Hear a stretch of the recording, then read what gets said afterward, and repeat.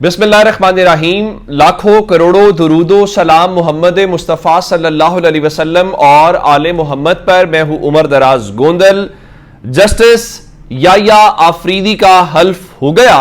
आसिफ जरदारी ने जब हल्फ शुरू किया तो उन्होंने बिस्मिल्लाहिर्रहमानिर्रहीम से शुरू किया, लेकिन जस्टिस याया आफरीदी ने औज़ुबिल्लाहि मिनश्शैतानिर्रजीम से शुरू किया, जिसका मतलब यह था कि वो शैतान मरदूद से पनाह मांग रहे हैं। और उसके बाद वो आए जनाब अली सुप्रीम कोर्ट, उनको वहां पे गार्ड ऑफ ऑनर दिया गया। जाहिर है उनको जो इंतजामी एहलकार है उन्होंने रिसीव किया, फूलों के हवाले से उनका इस्तकबाल हुआ और सब कुछ है। लेकिन खबरें यह हैं कि ऑपरेशन क्लीन अप का सुप्रीम कोर्ट से आगाज हो गया है और जस्टिस मुनीब और जस्टिस मंसूर का जो मुतालिबा था, जो उन्होंने कहा था, जस्टिस याया आफरीदी ने पहले दोनों जो हुक्म जारी किए हैं, जो बतौर चीफ जस्टिस ऑर्डर जारी किए हैं, वो उन्हीं से मुतल्लिक है। नंबर 1, आप जानते हैं कि शोर था, ये वैसे ऑर्डर नंबर 2 है। इंतजामी तौर पे मैं आपको बता देता हूं कि हालिया प्रैक्टिस एंड प्रोसीजर कमेटी बनाई गई थी, जिसमें काजी फायज ईसा ने पूरी सहूलतकारी की, जिसकी बुनियाद के ऊपर जस्टिस मुनीब को निकाल के जस्टिस अमीनुद्दीन खान को शामिल किया, फिर 63A का केस लगाया, फिर 63A का वही फैसला दिया जो हुक्मरानों को सूट करता था, फिर उसकी बुनियाद के ऊपर आईनी तरमीम हुई। यह सारा तमाशा हुआ। उस पर जस्टिस याया ने इनकार किया था और इन्होंने कहा जी हमने जस्टिस मुनीब को शामिल कर लिया। उस मामले को लेकर जस्टिस मंसूर और जस्टिस मुनीब अख्तर ने खतूत लिखे और इवन जस्टिस मुनीब ने कहा था कि मैं 63A के अपने आप को इनकार नहीं कर रहा, लेकिन पहले वो इशू रिजॉल्व करें। और उन्होंने क्या कहा था? उन्होंने कहा था कि फुल कोर्ट इजलास बुलाया जाए। और साथ ही जस्टिस मंसूर ने भी बेंचेस में बैठने से इनकार किया था और कहा था कि फुल कोर्ट बुलाएं और वो फैसले का करें। अब नंबर 1, सबसे पहला जो एडमिनिस्ट्रेटिव ऑर्डर जारी किया है जस्टिस याया आफरीदी ने बतौर चीफ जस्टिस, उन्होंने उस प्रैक्टिस एंड प्रोसीजर कमेटी की तश्कील 9 कर दी है। और तश्कील 9 करते हुए उन्होंने काजी फायज ईसा के नामजद करदा मेंबर या उनके हम ख्याल जस्टिस अमीनुद्दीन खान को इस कमेटी से निकाल दिया है। नंबर 1। नंबर 2, शामिल किसको किया है? उसमें उसी तरीके से जस्टिस मंसूर तो पहले ही शामिल थे, जस्टिस अमीनुद्दीन खान की जगह पे जस्टिस मुनीब अख्तर को शामिल किया गया है। इसका मतलब यह है कि सुप्रीम कोर्ट के तीनों सीनियर जजेस इंक्लूडिंग चीफ जस्टिस याया आफरीदी और जस्टिस मंसूर और जस्टिस मुनीब अख्तर, उन पर मुश्तमिल बिल्कुल जायज बात है कि 3 जो सीनियर जजेस हैं वो उस कमेटी के मेंबर बन गए हैं और काजी साहब के नुमाइंदे जो हैं वो आउट हो गए। इससे लगता है कि काजी फायज ईसा ने क्या खिलवाड़ किया, कैसे 2 नंबरी की और उस 2 नंबरी की बुनियाद के ऊपर बेंचेस की तश्कील की और उसकी बुनियाद पर हुकूमत को सपोर्ट किया। यह तो मैटर हो गया जजेस की तश्कील वाला। अच्छा, एक अपडेट और भी है कि सुप्रीम कोर्ट ने अपनी वेबसाइट अपडेट करते हुए काजी फायज ईसा को, काजी फायज ईसा कह रहा हूं, जस्टिस याया आफरीदी को सुप्रीम कोर्ट के चीफ जस्टिस के तौर पे उनकी प्रोफाइल अपडेट की है। और उसके साथ ही यह कहा है कि जो सीनियर प्यूने जज है वो जस्टिस मंसूर अली शाह है, क्योंकि यहां पे सवाल ये हवा क्रिएट करने की कोशिश की जा रही थी कि देखिए जस्टिस याया के बाद जो जजेस होंगे वो सीनियर होंगे। अब इस प्रैक्टिस एंड प्रोसीजर कमेटी का इनको पता था कि काजी ने गलत किया था और जस्टिस याया ने आते उस चीज को ठीक किया, जो अच्छी बात है। और कल से ये शोशा छोड़ रहे हैं जी हम उस के हवाले से कानून बदलने जा रहे हैं, प्रैक्टिस एंड प्रोसीजर कमेटी के हवाले से अब 3 की बजाय 5 जजेस होंगे। बिल्कुल ठीक है। अब दूसरा ऑर्डर सुनिए, पहला बता दिया प्रैक्टिस एंड प्रोसीजर कमेटी का, उसका हल भी है। जजेस कह रहे थे हम उस कमेटी को भी नहीं मानते और जजेस कह रहे थे फुल कोर्ट इजलास बुलाएं, सुप्रीम कोर्ट के जजेस बैठकर वहां पर तय करें और इस मसले को वंस फॉर ऑल सेटल करें। अगला ऑर्डर सुन लीजिए। सुप्रीम कोर्ट जराए से इस वक्त जो खबरें आ रही हैं वो खबरें ये हैं कि जस्टिस जो याया आफरीदी हैं उन्होंने आते ही सुप्रीम कोर्ट के तमाम जजेस पर मुश्तमिल फुल कोर्ट इजलास बुला लिया है।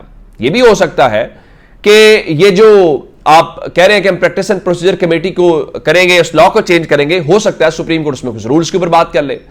अब ये 28 अक्टूबर को इजलास होना है। 28 का मतलब है मंडे के रोज 1 बजे दिन जैसे ही अदालत लगेगी, जाहिर है आज तो नहीं चीजें हो रही, तो फुल कोर्ट इजलास बुला लिया। फिर सवाल यह है कि उसमें तो जस्टिस मंसूर अली शाह साहब होंगे ही नहीं, क्योंकि जस्टिस मंसूर अली शाह साहब तो उम्रे की अदायगी के लिए सऊदी अरब में मौजूद है। तो फिर क्या होगा?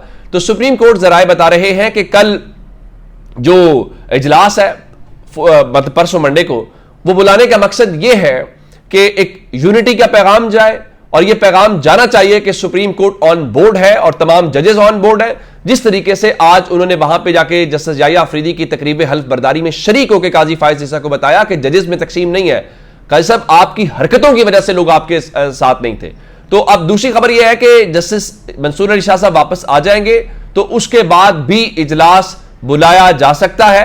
फिलहाल जो इजलास है वो उस हवाले से है। अब इसका मतलब है कि प्रैक्टिस एंड प्रोसीजर कमेटी पे उन्होंने अमल दरामद नहीं किया, उसकी तश्कीलें 9 कर दी, फुल कोर्ट मीटिंग उसका भी हो गया। अब इस्लामाबाद वाले जो हैं उनकी परेशानी क्यों है, वो क्यों इतने उनके होश उड़े हुए, मैं बताता हूं कैसे। क्योंकि कायद साहब को कहा जाता रहा फुल कोर्ट बुलाएं, कायद साहब ने फुल कोर्ट नहीं बुलाई। कायद साहब को कहा जाता रहा प्रैक्टिस एंड प्रोसीजर कमेटी पे ना करें, लेकिन उन्होंने किया क्योंकि हो सकता है कि उनके सामने यू एक्सटेंशन घुमाई जा रही थी। फिर आखिरी लम्हे जब चीजें आउट हो गई तो गेम उनके हाथ से निकल गई। अब मैं उसका बता देता हूं।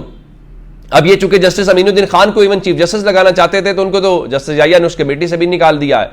तो अब जस्टिस अमीनुद्दीन खान को आप बना लें आईनी बेंच का सरबरा। और आईनी बेंच वाले मामले के ऊपर अब इतना इबहाम है और इतनी परेशानी है उनको, किसको बनाएंगे, कैसे बनाएंगे। जुडिशल कमीशन का इजलास होगा, उसमें प्रिजाइडिंग जज कौन होगा। और फिर जमात इस्लामी, तहरीक इंसाफ और सीनियर वकला कह रहे हैं कि वो उस आईनी तरमीम को अगले हफ्ते चैलेंज करने जा रहे हैं। मंडे से ही मंडे करते हैं, जिस भी दिन करते हैं, तो मामला तो ये अभी लटकता हुआ दिखाई दे रहा है। अब इसमें एक डेवलपमेंट आज ये भी थी कि उसमें मरियम नवाज और ये सारे लोग मौजूद थे, खैबर पख्तूनख्वा से अली अमीन गंडापुर आए हुए थे। तो उनसे सवाल हुआ तो उनका देखिए 26वीं आईनी तरमीम को हम तस्लीम नहीं करते। और जस्टिस मंसूर अली शाह साहब ने जब जस्टिस याया अफरीदी को चीफ जस्टिस तस्लीम कर लिया है तो हम भी कर लेंगे। और हम तो आज वैसे भी इसलिए आए हैं कि जस्टिस याया अफरीदी हमारे सूबे से हैं, तो हमें उनकी तकरीब अलबरदारी में आज शरीक जो है वो हुए हैं। तो ये तो आज वहां पर गैर रस्मी गुफ्तगू थी। फिर इत्तलात ये हैं कि जब जस्टिस याया अफरीदी तकरीब हल्फ बर्दारी के बाद गैर रस्मी तौर पर गुफ्तगू कर रहे थे तो उन्होंने तमाम कैमरे जो हैं वो बंद करवा दिए।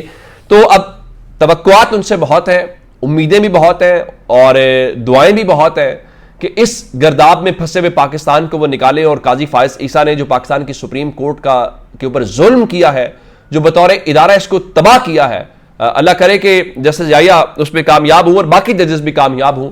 और वो जो रिवायत चल पड़ी है कि हम सुप्रीम कोर्ट के फैसलों को नहीं मानेंगे, ये तो जंगल में भी नहीं होता, ये पाकिस्तान में भी नहीं होना चाहिए। इस हवाले से हमारी बहुत सारी दुआएं भी हैं, तवक्कुआत भी हैं बतौर पाकिस्तानी। हम तो चाहते हैं हालात ठीक हों। अब आते हैं अगली तौर पे मुलाकात, जो मैंने आपको बताया था कि इस्लामाबाद वाले परेशान क्यों हैं। अब जनाब तकरीब हल्फ बर्दारी भी हो गई, 2 फैसले भी आपको मैंने बता दिए। तो अगली खबर सुन लीजिए। अगली खबर यह है कि आसिफ अली जरदारी की और शहबाज शरीफ की ऐवान सदर में मुलाकात हुई है। और उस मुलाकात के हवाले से कहा तो यही जा रहा है कि जो मौजूदा हालात हैं, जो सियासी मंजरनामा है, बाहमी दिलचस्पी के उमूर हैं, उनके ऊपर गुफ्तगू की गई है। बिल्कुल ठीक है। आप पहले भी कुछ अरेंजमेंट आपने किया था, आपके वो भी गले पड़ गया, आपने फिर अरेंजमेंट किया, आपके गले पड़ जाएगा। और अब इनको ये सब कुछ क्यों नजर आ रहा है? ये हुकूमत में भी है और ये एक दूसरे के साए से भी डरते हैं। अब इनको लगता यह है कि चूंकि आईनी तरमीम हो गई, जैसे भी डंडे से लोगों को उठा के जबरदस्ती के वोट लेके काजी फायज ईसा की सहूलतकारी के साथ जैसे भी हो गया, उस बदतरीन किरदार से तो आज पाकिस्तान की जान छूट गई है। लेकिन अब इस सारे मामले में इन्हें एक दूसरे के ऊपर भी शक है। नून लीग ये समझती है कि कहीं पीपल्स पार्टी को ये वादा तो नहीं किया गया था कि चीफ जस्टिस जो हैं वो उनकी मर्जी का लगेगा किसी की, या हम मंसूर साहब का रास्ता रोकेंगे तो बिलावल को वजीर आजम। तो अब मुलाकातें आने वाले दिन जो है बहरहाल वो बहुत इंटरेस्टिंग है। अपना बहुत सारा ख्याल रखिएगा। खुदा हाफिज।